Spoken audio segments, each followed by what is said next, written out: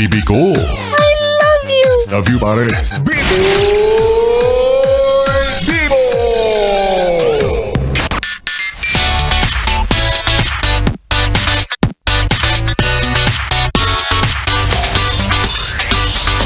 Yes, pre!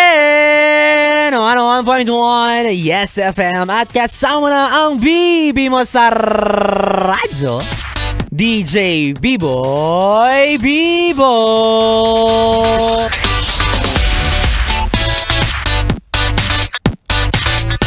Yes, friend! Alam mo ba na ang mga single ay masarap lagi ang tulog sa gabi dahil wala silang jowang manloloko na iniintindi. O ano, inggit ka no? Jowa pa more! Kaya wag nyo kaming masyadong niyayabangan na kung sa umaga may natatanggap kayong I love you at good morning. Pues, hindi kami naiinggit. Kasi alam namin yung totoo na napuyat ka rin kagabi dahil sa overthinking. Ano, aminin mo. At saka at least, kaming mga single sa umaga, pagmumog at pagliligpit lang ng higaan yung priority. Tapos hindi na kailangan paalalahanan na kumain ng agahan kasi marunong kaming mag-alaga ng sarili. Awan ko ba sa'yo?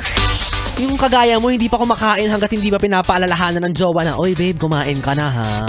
Hanggat walang ganun, hindi kakain. Ano, magutom ka na lang talaga dyan. Tunog bitter na ba ako? Mukha bang bitter na si B-Boy Bibo? Halata ba? Kasi naman kayo din, 'di ba? Minsan nyo rin kami masyadong binubuli, masyadong yung inaangasan yung mga taong single. Alam niyo naman na affected talaga kami. Mukha lang kaming strong, mukha lang po kaming matapang, mukha lang po namin kinakaya ang pangungulila, pero deep inside nalulumbay din po talaga kami. Kailangan na rin po talaga namin ng bebe.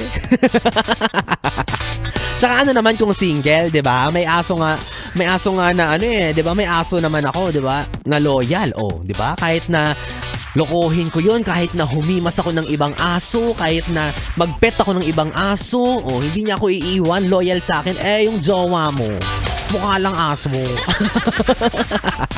'Di ba? Patunay 'yan na ano naman ngayon kung single, 'di ba? Hindi naman porket wala kang jowa, hindi ka nakamahal-mahal, wala nang nagmamahal sa iyo. Hindi naman ganoon 'yon.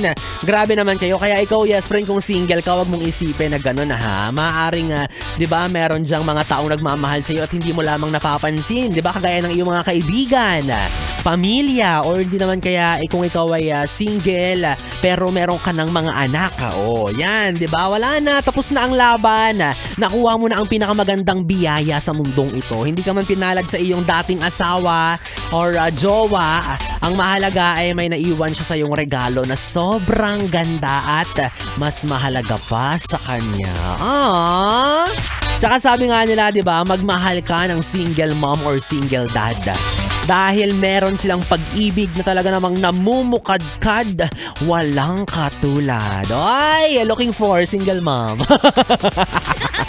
Wala naman mga yes, friend, ako ng inyong kapiling DJ B-Boy Bibo para sa ating bibitsayem na pwede mo ako makatabi hanggang mamayang alas 12. Dito pa rin at dito ka lang sa istasyong No Problem, ang 101.1 Yes FM.